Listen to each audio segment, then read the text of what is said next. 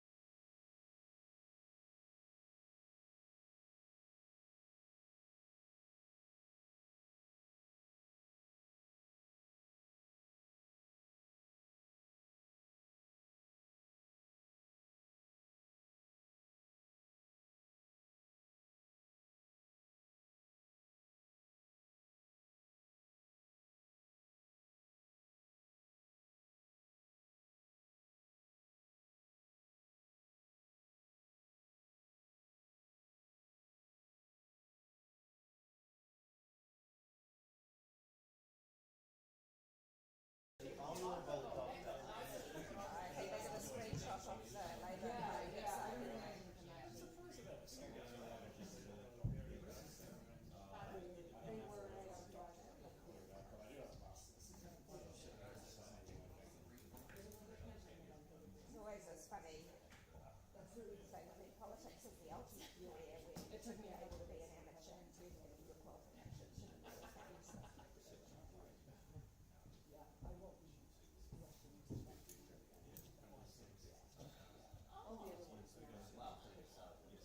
I guess that's the one good thing about it. You're going to tell you how yeah. I'm definitely looking for talks. Right. How's that going? How is that going? Wellington Central, a lot of events of interest. How was Saturday's event? Saturday. Did you have the Te Aro? Friday. Yeah. We were just talking about that. It was really hard. Yeah. Okay. Yeah. I think Right, how? there was 200 plus people Yeah. in packed room. Yes, All yeah. for the Greens. Really. Right? It felt like I felt like we were in a Greens campaign. I'll be right back. I And we think. got invited to get heckled at. Oh, right. 45 seconds to only question 2 hours long. Yeah. All for the floor. And did they quieten down in terms of the water pistols and that sort of Well, stuff? instead now of that we're all everyone with concerned the water about security had one. So we still got water because the whole one person. I was still being like, Okay, but one single designated yes, water that's pistol. right. One person with a super soaker. Yeah, Taylor was there too. It was hard, eh? Yeah. It was one for the bus. And I think because it was so close, it just felt like a lot of water. She was right there. I was like, oh no. It's like, but no, and it was long. Like it was 2 hours. Yeah, 2 hours At the long end, as well. Abraham, Kenneth, I knew that were sitting kind of, there wasn't any chairs. We were all cold and wet. No chairs. No chairs. We were like sitting on the edge of the stage. The stalls went missing. There were people like right up in our seats. Yeah. Like just, it was one for the bus. Like I'll never forget it. I'm sure. Yeah. The one yesterday with PSA was walking the car. Right. Instead of getting yelled down or booed, it was just when you reach your I don't time. think they were there for anything. I think support the Greens. Well, that is what they say about every meeting. They sort of sector meetings are quite good, but generally if you lots of those public meetings have no votes in the room, right? Yeah, that's right. Yeah. Yeah, like I can, Yeah. like when I told my girlfriend, I'm like, oh yeah, tonight's event is in Ara Valley. She's like, you are in deep Green Party territory. I'm like, I know. And I guess what's hard with Wellington Central is that we still have, I think, 18 more days. So it's a marathon. Yeah. Apply here. Yeah. Yeah. So I've cancelled kind of all of my tried to do it as much as I can. But that is the thing with campaigns. You can work yourself into the ground, can't you? You do need to focus on what it is that matters. That's refreshing to hear as a new candidate. I need to keep in mind that. Yeah, and your volunteers too, right? Because their time matters. Yeah, that's right. Yeah, absolutely. Yeah. How's it going? Yeah, I think Well, I'm list, right? So I don't have to do that, but I have a lot of announcements and things for the health portal. We heard you at the New Zealand Dental Association Health Summit. Yeah, that was fun. But I wasn't allowed to say anything new. I had to keep it quiet last weekend. That would Yeah. have been a great place to launch it. And I thought it was kind of cute, and they might have had a sense because they gave me things like very generous gifts, and I was like, oh, this is so nice. Yeah, someone. And I think I was reading against What is health policy? health policy. Yes, free. So it covers free dental and therapy. Yeah. Free weekly visits. Free. How will you do the free GP? Like, how would you structure it? Oh, like the operation of it. Yeah, I think that's a challenging question. And with dental the same, because is it like a workforce thing? We got asked that yesterday.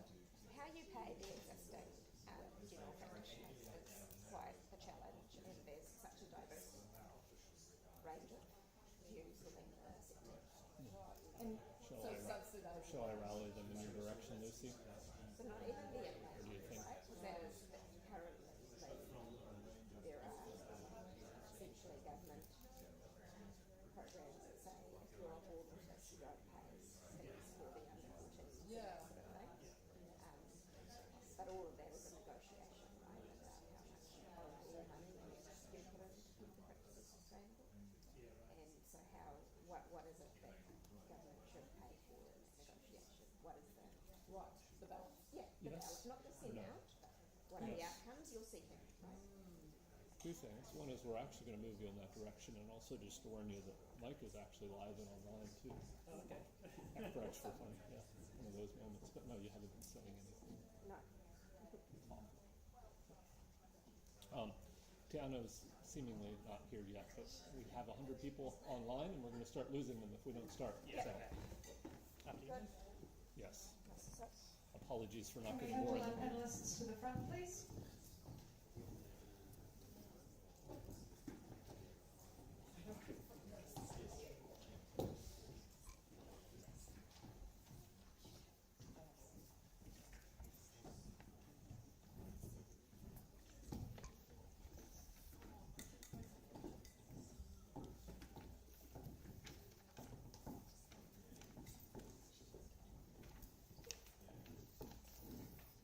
Kia ora koutou katoa. Welcome to everyone who's with us in this room and also online. I know there's quite a few more of you online than we have here in person, and we're excited for all of you. We're going to kick off now, even though we're short one candidate, because we want to respect everyone's time, and we have an hour, hopefully, of content to get through with some great questions and responses, so we want to get to that. This event is called Government is the Funder of Science, an Employer of Scientists. It's being hosted jointly by the New Zealand Association of Scientists and the Public Service Association. I'm going to quickly remind you of some housekeeping matters. As per usual, emergency exits, door you came through, also door to your left, my right, up the stairs. The toilets, if you're here in person, if you go out the door you came through, and hard left down the back of the building. In an emergency, obviously fire, leave through the exits, earthquake, drop, cover, hold, and then exit when it is safe to do so to the nearest large open space. And then if it was long or strong, you should proceed up Bowen Street or Molesworth Street at your earliest opportunity to avoid any tsunami. But hopefully all of that will be entirely irrelevant, and we can have a much more interesting time talking about science. I'm very pleased to introduce today the candidates who have come to talk to us about their party's science policies. We have Dr. Aisha Verrill, who is a candidate for the Labour Party and the current Minister of Research, Science and Innovation. We have Dr. Frances Hughes from the National Party, who is the candidate for the electorate of Mana. We have Taylor Arnell, the New Zealand First candidate to Wellington Central. We have, I believe, Dr. Ben Wiley Van Erd, who is the Opportunities Party candidate for Hutt South. I'm also informed is on the PSA Science Committee for PSA members joining us today. And hopefully at some point we will also have Tiana Tuiono, who is the Green Party Research, Science and Innovation spokesperson, joining us. A little information about the hosts. So the PSA is Aotearoa's largest trade union, representing over 90,000 workers in the public and community services, including in both the core public services and wider public services. It represents within the science sector over 2,500 workers within CRIs and over 400 in universities, as well as a range of people within the public sector who either work with science directly or advise on science policy or are connected to science through their work. The PSA's job is to improve the working lives of its members and be a public voice for policies that improve public services and better working conditions for the benefit of all of us. The New Zealand Association of Scientists, which I am the co-president of, is an independent incorporated society and registered charity that stands for and advocates for science and scientists in Aotearoa, New Zealand. Our association is made up of a wide cross-section of the science community, promoting public awareness of science and encouraging scientific excellence, as well as promoting debate and research on science and science policy, and engaging with government on the development of national science policy. So this event, which we are co-hosting, will be run for an hour, although that hour has already started. There will first be 90 seconds for each of the candidates to make an initial address. I'm going to ask them to do that just so they know from left to right, their left and my left. The initial address will focus on their vision for the research, science and innovation sector and their party's plans to achieve it. We'll then ask some pre-prepared questions of the candidates, and then we'll open up to questions from the audience. And once again, you can see on screen who our candidates are today. We will be using something called Slido to gather audience questions. So if you can, as you see on the slide, go to slido.com and use that code or scan the QR code, and you can participate in some polls we're going to be running through the event, as well as give us your questions and upvote questions so we can pick the ones that there's the most audience interest in. There's a couple of subject questions in Slido for you to answer. About the first one, which is showing on screen, is the one about who you are, to give our candidates a sense of who the audience is. We'd love if you could answer that right now. And in a minute, we're going to ask you to give us some information about your concerns for the research and science sector. And please do answer these, as we're going to be asking our candidates to respond to them, particularly the second question. So the answers for the current poll will be shown on screen. And let me see if I can do that right now.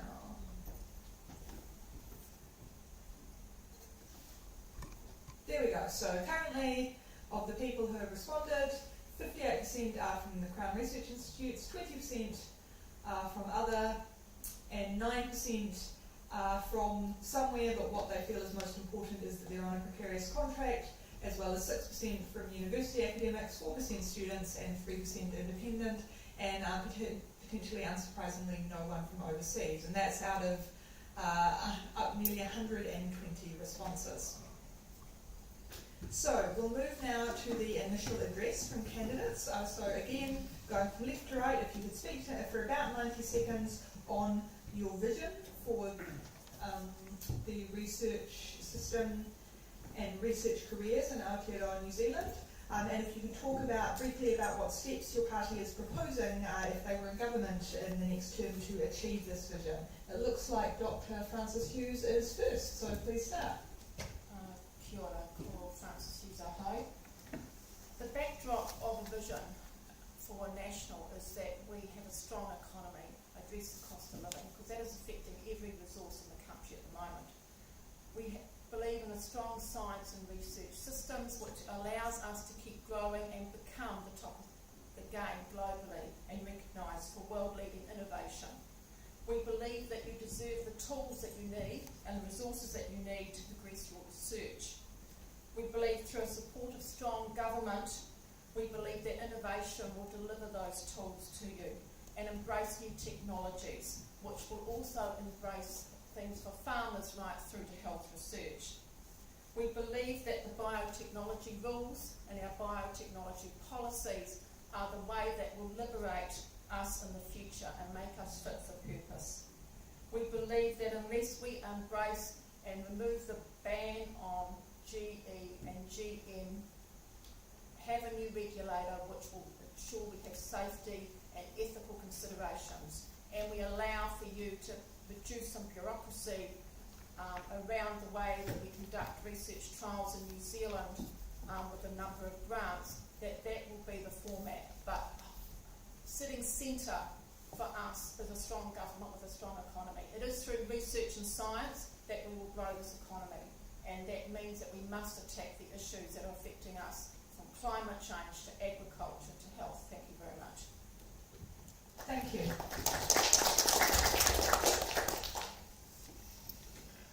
Good afternoon, Tailania. It's always good to come back to Vic Uni and talk, especially since I'm a graduate of this university. New Zealand First believes, and we want to have a research and development sector that is actually able to take and survive those hard economic hits and major world events such as COVID-19, because as we have seen, the institutions that a lot of researchers rely on, when those big economic hits happen, they are suddenly having to take major cutbacks, and as a result of that, more academics and more researchers leave the country because they cannot get that assistance. One of the ways that we want to try and fix this issue is encourage there to be more Crown industry partnerships when it comes down to research, so that we are able to encourage people to research, and that where there is a relationship between especially manufacturing and research, you can have a very clear deliverable go, and then that research that you can do can end up changing the world and actually be exported around the world to help us combat issues such as climate change, such as issues in health. So that is what we are wanting to see.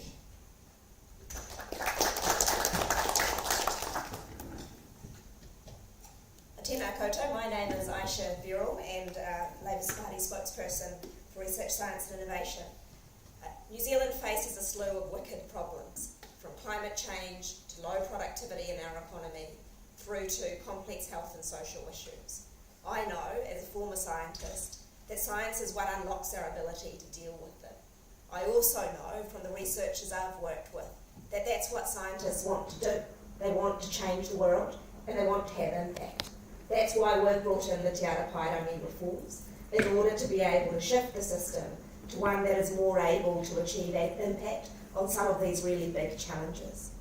That means that while we have excellent areas of work on some of these big challenges, we need to be able to scale and focus a larger quantity of resource on those big challenges. That is why we are going to introduce national research priorities.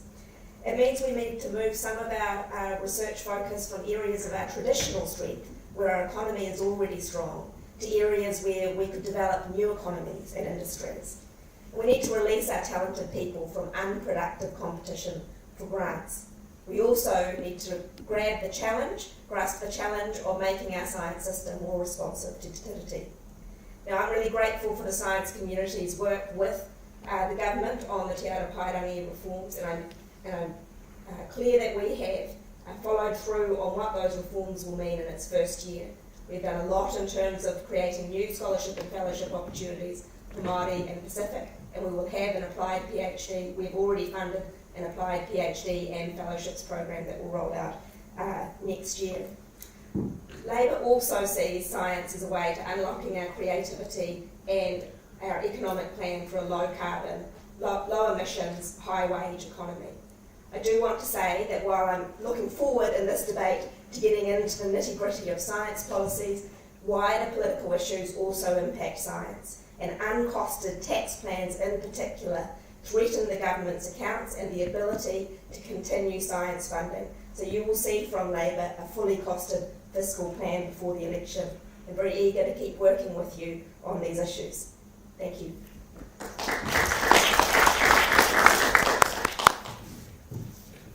Kia ora koutou.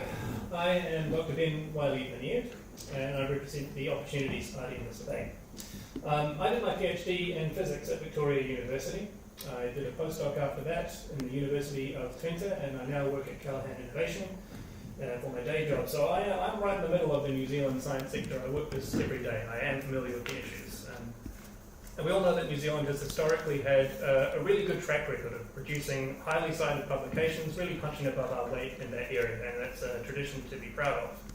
But we've also historically really been behind on translating those scientific outputs into impact in the wider community, whether that be economic impacts or improved health, climate, all those sorts of things. And we've also always fallen short of that gold standard of about 2% of the GDP being spent on research and development, so there's definitely more to do. Part of that is because our investment landscape is so distorted by how dysfunctional our housing market is, but the public investment also has a role to play in reaching that goal. Right now is definitely a pivotal time for the science industry in New Zealand because we're looking at this major change in Ara Paerangi, which is designed to address those shortcomings in producing impact from our science. I think it has the potential to be really good for New Zealand and really good for our science workers as well.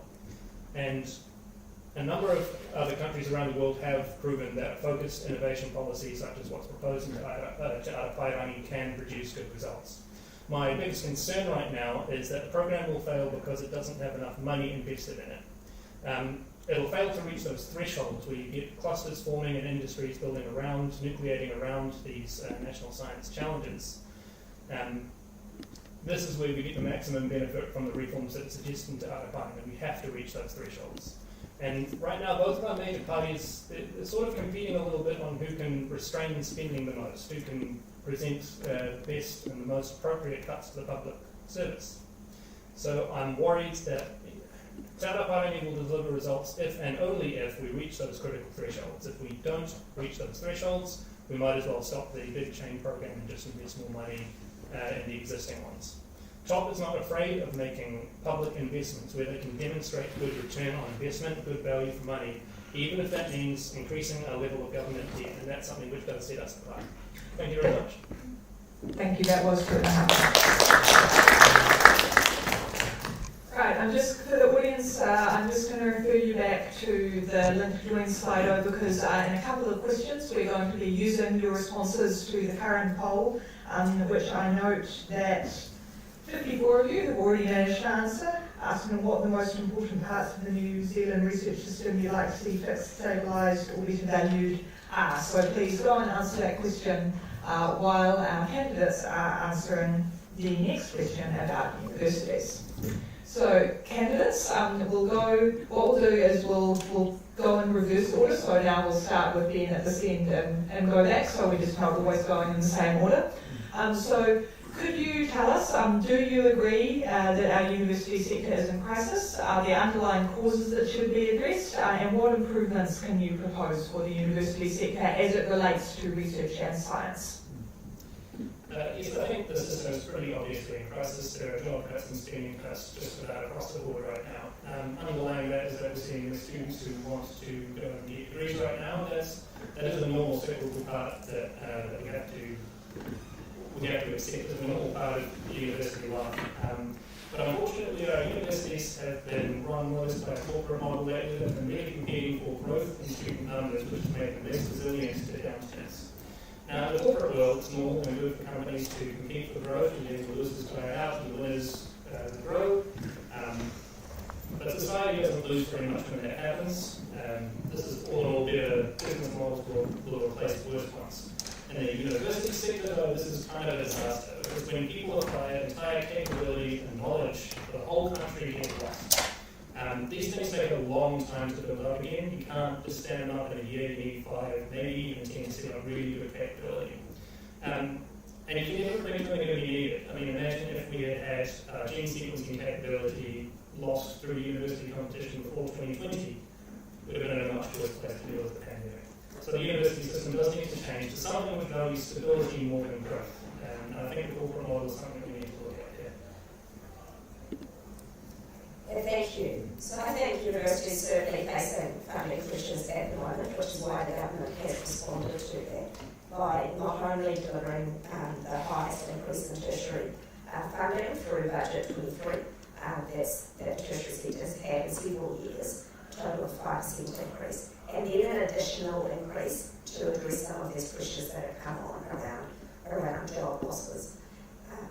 We think this is very serious, and I agree with the analysis that the focus on competition and competition between universities to have that leads to duplication of courses across the country is unhealthy for the sector.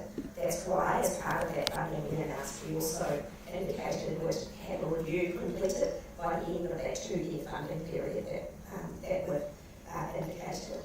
Part of that review that I've been really focused on in the science portfolio is making sure that there is a review of the performance-based research fund there as well. I see that as an important part of having the Ara Paerangi performance ratio objective too. Well, yes, the sector is in crisis because over the last 3 years we've seen more and more academics and researchers leaving New Zealand because they cannot get the funds that they need in order to conduct their research. One of the biggest problems that I've heard from my old university lecturers is if they want to be able to do research, well, they're not actually eligible for any of the grants or funding. It's all going to have to be self-funded, and at best they could probably get only about halfway through their research before they have to stop. And so that's why we want to see more initiatives and partnerships between industry and researchers so that those researchers can get their funding and have that secure line of funding and not be scrambling halfway through to try and get additional funds. And even when we were in government through the Provincial Growth Fund, we funded a lot of research initiatives that weren't eligible for any funding or struggling to find it, whether that was in the space of climate change or in manufacturing, in land care, or even things like predator-free. And in those areas they were struggling to get the funding, but we were able to step in and get them that funding. And over the last 3 years, sadly, quite a lot of those researchers and academics have left the country. So we want to see more of those types of partnerships and work happening.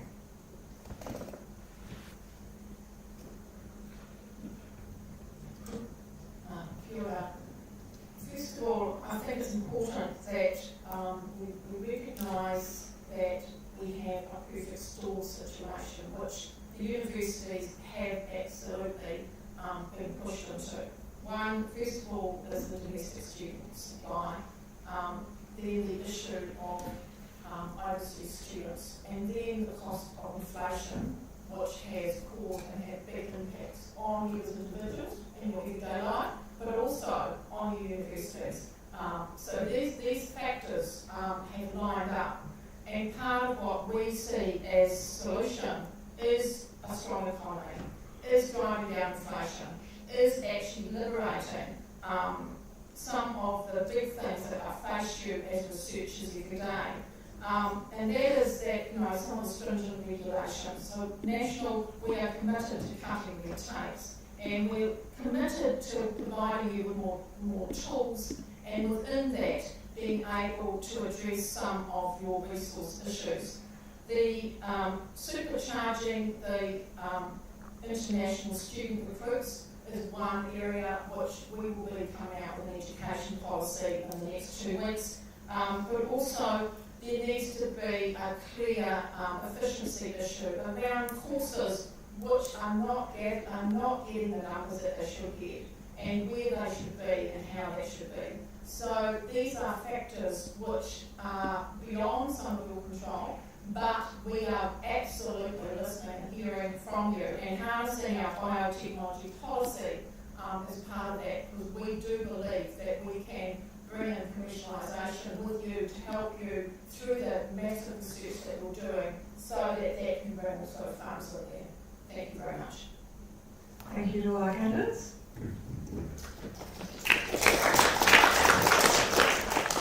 Alright, the next question is going to be based on the word cloud, which our audience, 103 people in our audience have contributed to. So this is asking what the most important parts of the New Zealand research system they would like to see better valued are.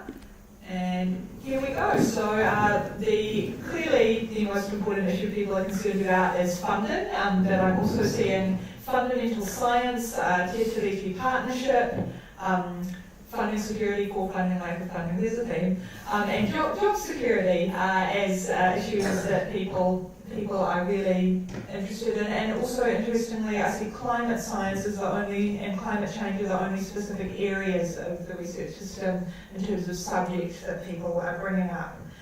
So what I'm going to ask everyone to do is take a good look at this slide, and then think about how your party would respond to these issues, particularly the largest ones, in government. And again, we'll start with Dr. Hughes at the far end and then come back. Okay, so just building on some of the areas that we've covered, is that part of the issue of funding is around the issue of having clear priorities, having a clear plan of delivery on what research and science is for New Zealand, but also allowing you as researchers to build your global expertise to attract some of the resourcing that you should be able to get by creating better efficiencies, but also creating some of the opportunities through addressing some of the regulation. And within our biotech policy, we address some of that.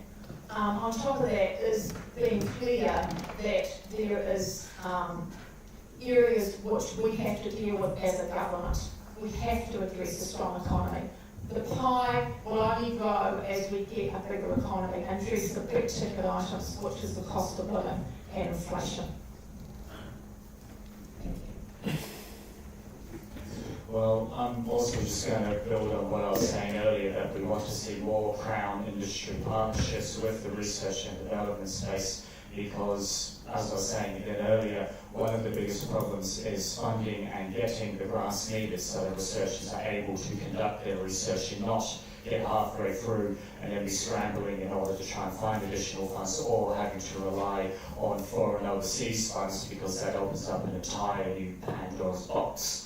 And so we want to be able to see more of those partnerships happening, and especially through initiatives like what we did in government with the Provincial Growth Fund, actually looking in those areas such as predator-free that were not previously eligible for grants because they weren't seen as valuable. We did see the value in those initiatives and we funded them.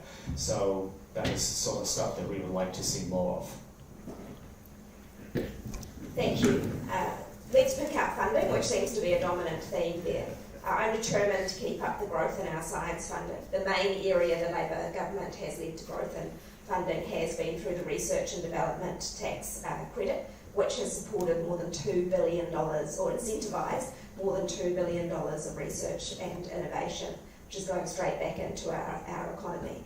In terms of other funding instruments, I want to see us have a broad base, and by that I mean we need to have a mix of making sure we're funding investigator-led research.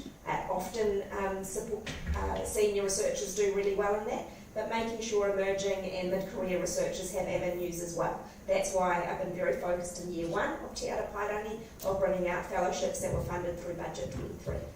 We need to have a mix of funding, so we will continue to retain those really important, prestigious funding avenues like Marsden and HRC and so on, and Endeavour, but also others where we can be more directive. Currently, our funding is spread incredibly thin, so how can we actually take on climate change? I remember as Ministers for Seniors, I found out we had a national science challenge in older person's health, $3 million a year. We all know how much the ageing population is going to cost. How on earth is that investment actually up to the task of having an impact against that challenge? So that's what we want to do through priorities, introduce a new funding stream that will mean that we can be more intentional to have that impact against big challenges. I do want to say one more time that Labour will deliver a fully costed fiscal plan, and that is why the issue about National not being able to fund its tax promises is so important, because that means they come in, they realise they cannot fund their tax cuts, and they go through the government books looking for cuts in order to pay for them. That is what is at risk this election. Thank you. Looking at these words, I think maybe a good solid third of them are around precarity or security or things like that. It seems like people are really worried about the future of their careers and the future careers for younger people joining the sector. And yeah, I can certainly relate to that as well. I think that the changes that we're looking at with Ara Paerangi, they're pointing in the right direction as far as I can tell. The idea of having big chunks of money which are invested in a particular resource and which are designed to last for a long time, to have that stability, are going to be, again, assuming that we get things right with Te Ara Paerangi, I think this is going to be a really good change in that respect. It will provide more stability for the workers in the environment and a little bit more flexibility as well when there's a lot of funding around your research area. You know, it's not the case that there's literally only one institution you can do your work at in New Zealand, which will help with things like that. But again, it's dependent on us getting it right, and it works if and only if we put in sufficient funding to reach those thresholds and really see the impacts from it. We are licensed to put money, our public license to put a lot of money into these specific areas relies on the public seeing some good outputs from that as well, some good impact. So yeah, I think it could be really good, and we do have to make sure that we get it right, and that means significant funding for a sustained period of time. Thank you. Thanks everyone again.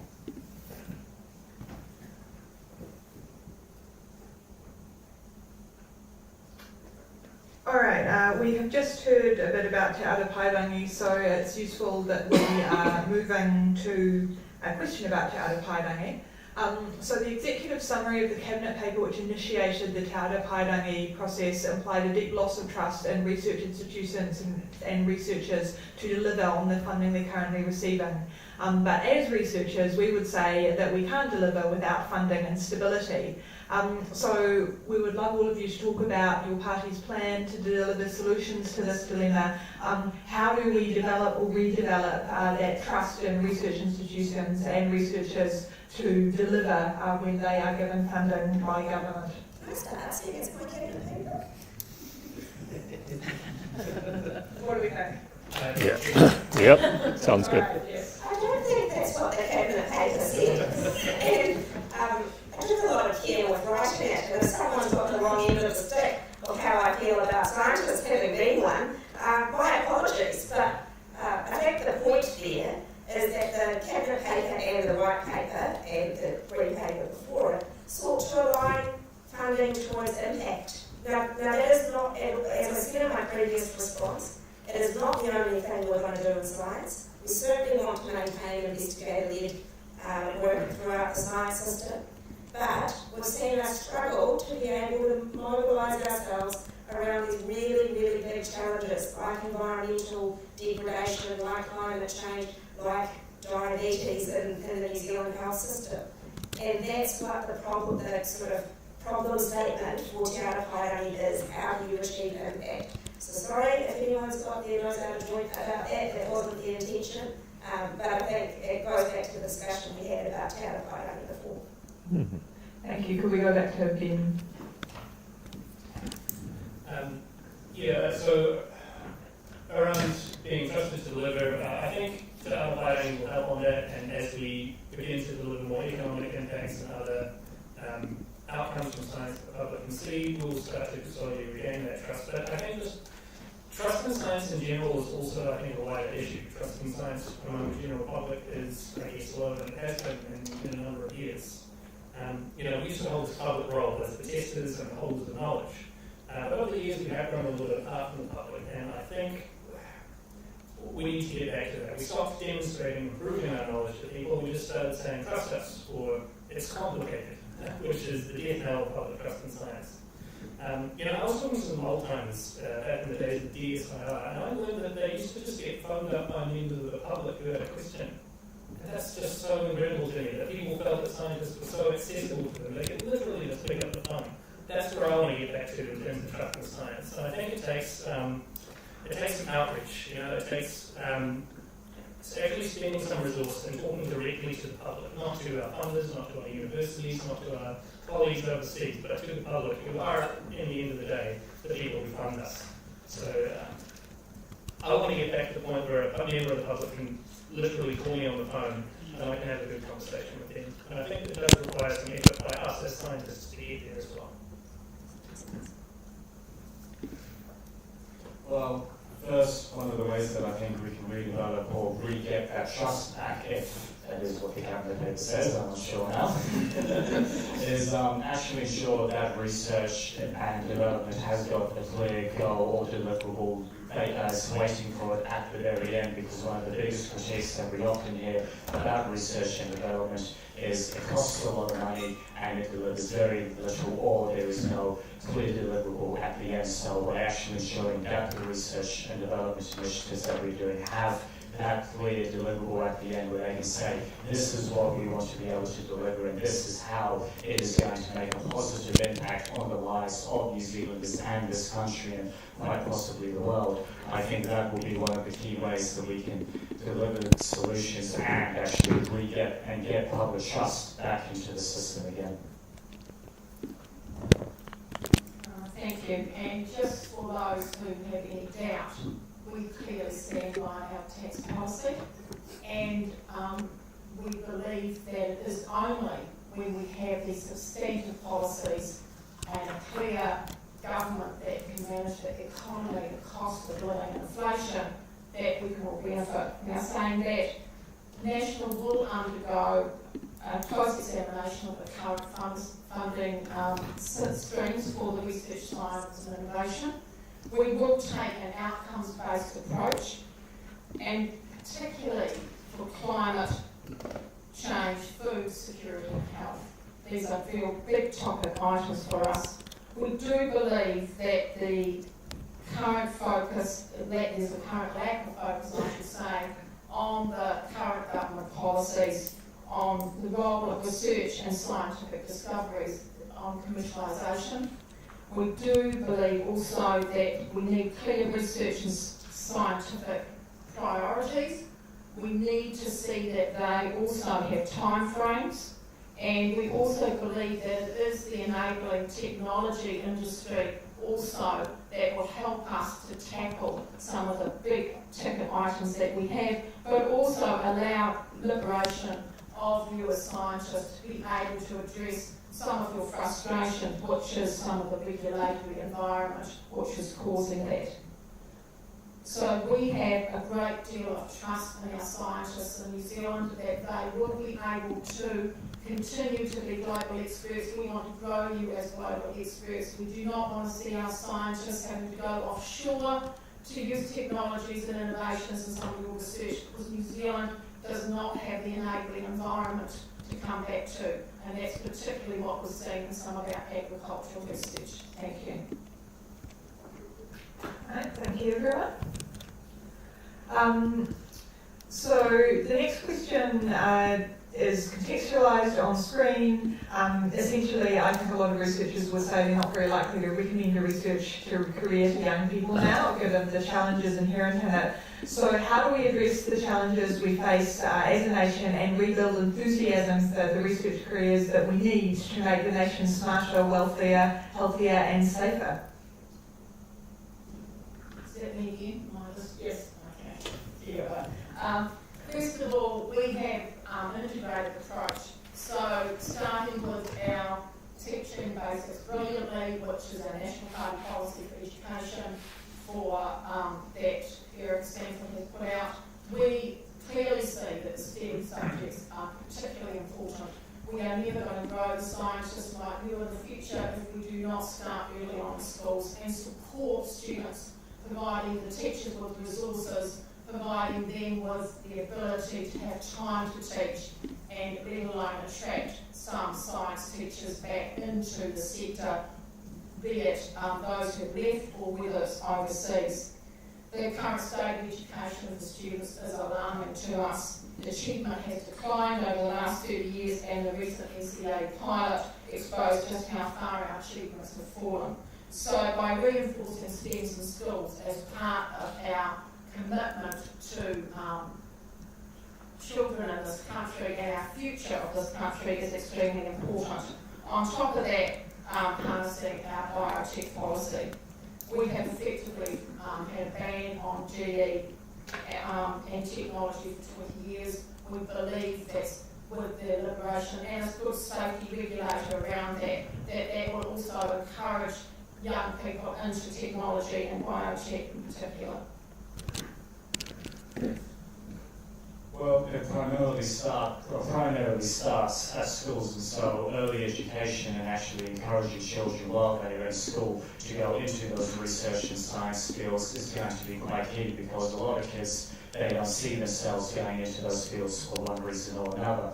The second part is actually ensuring that when they do get into tertiary education, university, they have that support in order to study in those fields. For some of my friends who are doing engineering or science degrees, they had absolutely no spare time whatsoever, but at the end of the week they were broke. They weren't able to make basic ends meet, and as a result they ended up having to drop out of study. And one of the ways that we want to fix that is actually through the universal student allowance, because it is wrong that you're not eligible for government funding to be studying because your parents earn $70,000 a year. That doesn't mean they're going to be able to support you, especially when we're in the midst of the cost of living crisis. So that is one of the ways first we want to rebuild that enthusiasm, especially amongst young people, to go into research and science fields. Yeah, thank you. You know, being a minister, you work with a lot of people to get things done, whether it's to get a successful budget bid, or to get a building built, or to change a policy. But one thing I know I have personally led in the sector is the elevation of emerging researchers as a concern across the sector. I did that by making sure every time I went to a research institute, whether it was a university or a Crown Research Institute, that the CE or the Vice-Chancellor knew that I was also having a meeting with the emerging researchers, because I thought they mattered. And that A, helped me feed into the Te Ara Paerangi, the perspectives of emerging researchers. I also created opportunities for emerging researchers to do that themselves, as well as making all the institutions know that our future researchers are as important as our current research leaders today. That's why in the first year of Te Ara Paerangi, the funding that we have got is $50 million for applied PhDs, so finding more avenues for young people interested in research but who may not want that academic career to be able to find a way of bridging that gap between science and industry, science and CRIs. Secondly, the support for fellowships, because this issue of precarity is really, really tough for people, and we do need to be supporting people mid-career. And thirdly, priorities, as we've noted, will be a long-term funding mechanism, which means that people can go through as a cohort and have 10 years without having to fill out a grant application if they're part of the priority and they're wholly within it, in order to be able to develop a cohort of expertise in a particular area. So this has been a big focus for me, and I think we have really, every good opportunity that has come to us, we have taken it seriously and tried to pursue. Thank you. Let me first just acknowledge that you have done really good work, Dr. Gerald, in supporting early career researchers, and that I think the industry does recognise that. I want to talk about the other end now, the sort of the permanent job side of things. Science careers face a number of challenges that other careers don't. And I think we have to acknowledge that and recognise that within our systems. The main one being that scientific knowledge is extremely specialised. One can't just go and get some experience working in a very specialised field, but then take that to another organisation or institution very easily. But that's how standard labour markets work. In a standard labour market, that is how people are sorted into their most productive roles and how they are rewarded for doing that work. It doesn't function well, that mechanism for science careers, so we do have to do more about that. Now, the steps towards narrative CVs for some of our research funds is a really good start. But we also need to make sure that our institutions which provide permanent scientific jobs are able to offer stable roles and more roles, and make sure that they do offer progression within those roles, because it's harder to move from one role to another. Because if we don't make accommodations, the way the market self-corrects is that people just don't become scientists at all. We get this gap that we'll be dealing with for a decade afterwards. So, we need to do something more above and beyond other markets to make sure that science careers can be healthy careers for people that they can work in. Thank you, everyone. Continuing on the issue of careers, we know that the evidence shows problems with inclusion in research careers for women of all ethnicities and for Māori and Pacifica researchers improvements to those problems will not occur without intervention. How much does this concern you and your party, and what are you proposing to do about this? Yeah, so this is definitely of concern to us. Those gender and ethnic gaps, they open up really, really early on, as early as primary school. So again, it is going to take some time to truly fix them, and therefore it's vital for us to start now. More effort put into public outreach and involvement in science education is a key plank for this. So again, that trust in science thing, science needs to be seen by young people. It's something that can be understood. It's not too complicated. It's not something that only smart people do. You know, science is something that anyone can participate in. Anyone can have a chance of participating in. For our current institutions, continuing to support the Kia Toi Poto program is really important, making sure that our research organisations are reporting gender and ethnic pay gaps and making plans to address them is a good, sensible bottom line to make sure that we're moving forwards today. Thank you. Yeah, thanks. Question very close to my heart. So I think the first thing is to reference the conversation about precarity before. When you have a system where there is mid and early career researchers pass through this precarious period, you let the market decide who's staying in science rather than their talent and their commitment. So being able to put more people on stable funding is a way to address some of those problems. And as you saw through the Fatima fellowships that Evie put out during COVID, we did take into account how we had a diverse group of candidates selected for that. We've done a lot. As actually the first press release I put out after the Ara Paerangi white paper was our support for Māori and Pacific researchers, both individual fellowships for research and science, but also innovative, the Te Ara Pōtiki scheme, really interesting one. And then we've also supported more iwi being able to identify their own research needs and explore how they can fill them. So we are doing quite a lot of innovative work in this area, and I think for me it's really important that the government continues to make space for that and not allow the sort of challenges about whether Māori science is valid to distract from the importance of that work.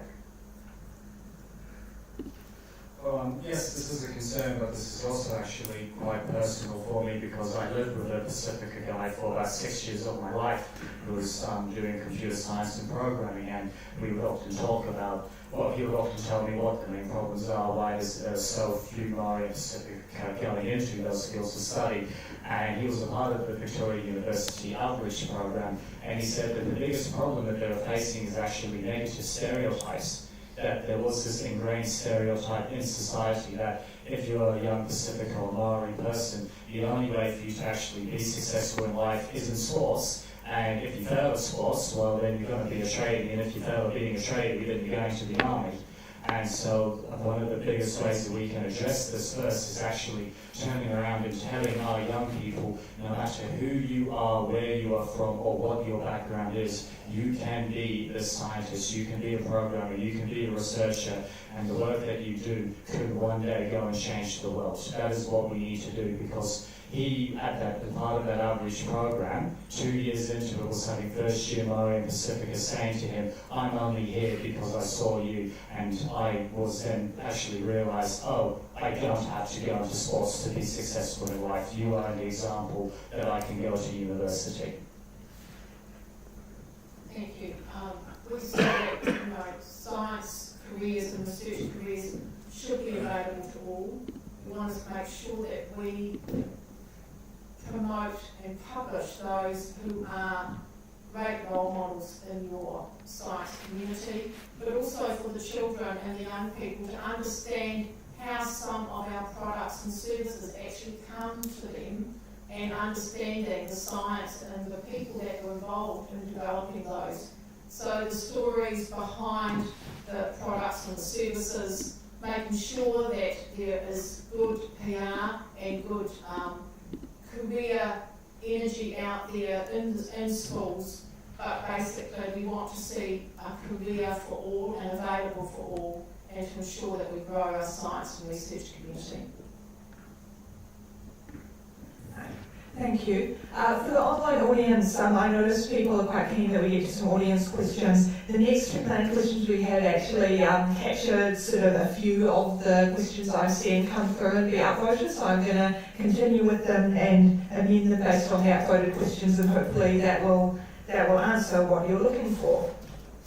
So the next question for our candidates is research, science and innovation well placed within an NZ, or should it be an independent ministry? And the upvoted question we have notes that it is quite a small part of NZ, which is famously the ministry for everything. Do you think that's potentially impacting the level of attention that research, science and innovation gets? So we have big concerns about it being placed in NZ, but we would not make a comment on this until we are in government and we have the full range of opinions and evidence around that, and also have consulted with the community. Well, the real question is, if it did have its own department, how much better would that department be at resolving these issues and fixing them? And at the same time, what would the bureaucratic hurdles be that other researchers would have to be going through? Because the last thing that we want to do is have a brand new department created and then all of a sudden it's not doing the job that it is meant to be doing, or researchers are not getting the funding and grants that they need. So that's mainly the question that we should be asking. If we were going to be creating a new department, what would we want that to look like? And that is going to be a question for further down the line when we get into government, because we don't want to create a system that just makes it harder. I'm aware that this is an issue Symphony Blackman has spoken publicly on for several years. Look, I have a pragmatic view, I guess, like some of the colleagues who have spoken already on this. I think the key thing for the public and the sector is that there is, you do have your own science minister who is the point of accountability for the system.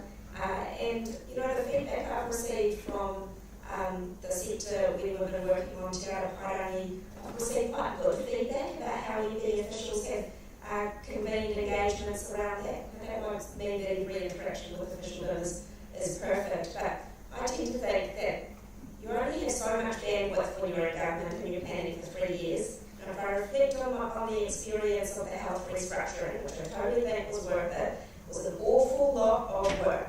And I'd rather focus on the things in Te Ara Paerangi that will actually help, like setting up focused new areas of funding and getting fertility better in place and making sure we're looking after our young researchers, than restructuring. That's my view. Right. Personally, I do think it would be a good idea to move back to a separate Ministry for Science.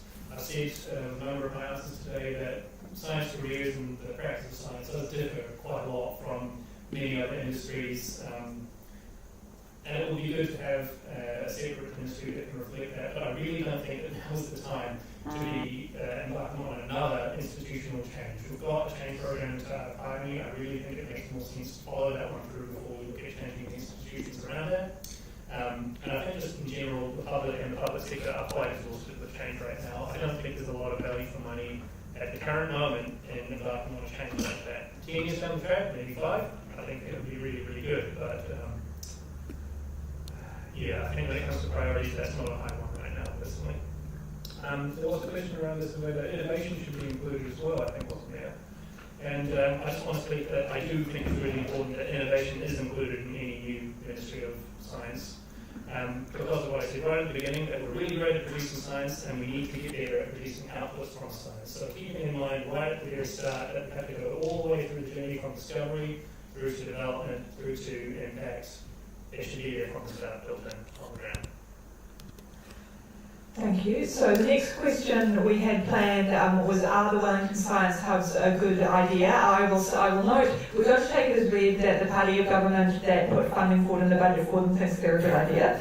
And I will also take it as read from this question I got that National stated today they would review the Wellington Science City funding, although I'm sure their spokesperson can tell us if this is incorrect. So what I'd like our candidates to do is tell us more you know, if you think they're overall a good idea, how would you address the kind of common criticisms from the community about them? And if you don't think they're a good idea, what's your planned alternative proposal to do the things that the science hubs are intended to do? Look, I do understand why they have come out, and a number of our science organisations, which happen to be already located here in Wellington, are, you know, they all have buildings which are past the end of life and they need replacing. It's come about in chronic underfunding, like over decades, not recent, but yes, recent, but also over decades. And just, we keep on doing deferred maintenance on these things. We need to do something to replace these buildings now, and baseline funding levels are not increasing with inflation. So I think it does make sense to consider how we can consider all these building projects together, and there are likely genuine benefits from bringing our research people closer together. On balance, I think this is probably a good approach. But I can understand the criticism that approving the spend of money before spending money on people to the point where jobs are on the line is not a good look. Bottom line, look, our people can't keep waiting, and there does need to be substantial investment in science people for us in Budget 2024. And I hope that with either of the two big parties there will be, and if TOP is involved, we will be pushing that angle as well. Yeah, thank you. Just a reminder that Budget 23 did include investment in people, including the fellowships and the applied PhDs, but those will shortly be available for applications. Science hubs, just perhaps the tone of the question just need to remind everyone government pays for research buildings across the Motu.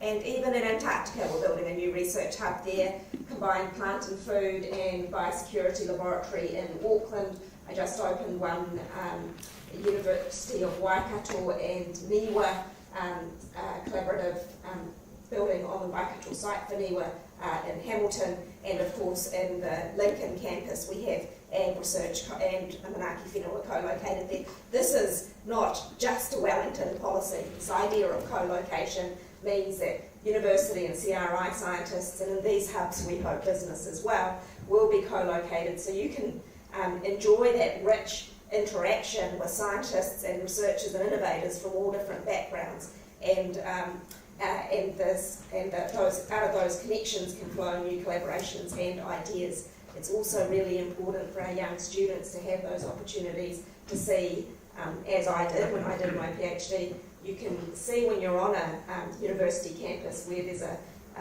biotech firm there, you can see the opportunities for your new careers if you move through there, and you could even take your applied PhD up there. So I think that's the vision, and I just want to stress it is part of a balanced set of investments across the country. Well, one of the first things that we need to acknowledge is that if it wasn't the Wellington hubs and it was the Auckland hubs, then we would have the same critique that we are focusing on Auckland. All of it was Christchurch. And so you can't really fix that type of critique, unfortunately, but it's also important to actually educate people and make them aware that you can't always have equipment spread out across the entire country, because in certain research fields, such as medicine, such as in chemistry, there is a significant risk if you are having to transport samples across the country just to get one or two experiments done and then have them sent back to you. So we do need to actually have that type of education out there, but also we need to ensure that where possible we do fund research and development initiatives and facilities across the country, or in parts of the country where we can. Through the Provincial Growth Fund, we did do that in a few areas because there was that expertise in that area and they were able to do the research in that area. So that's one of the things that we need to do, and also ensure that when people are going to these universities, they do have that support, and I spoke about that earlier with the Universal Student Allowance. Thank you. National is very interested in the science hubs. We would want to review these when we come into government, primarily because we want to make sure they're delivering on what they were set out to do. That there is clear outcomes, that their joint projects are delivering on areas for the priorities that are set, that they are involving, that there is sustainability. So we absolutely are interested, but we want to make sure they're delivering, and we would review them when we come in. Thank you once again to all of our spokespeople today. We are going to wrap up the questions there because we're getting very close to the end of our hour, and again we do want to respect everyone's time. So thanks to everyone who came along online and in person, as well as all of our candidates. Thank you to people in the New Zealand Association of Scientists who are not me, who did all the work to organise this, along with the people from the PSA, and also thank you to Victoria University for providing this space for us. I'm asked to note that PSA members can find out more about the PSA's election campaign at standstogether2023.co.nz. And we had one final Slido question about whether people felt that the candidates had answered their questions. So here we go.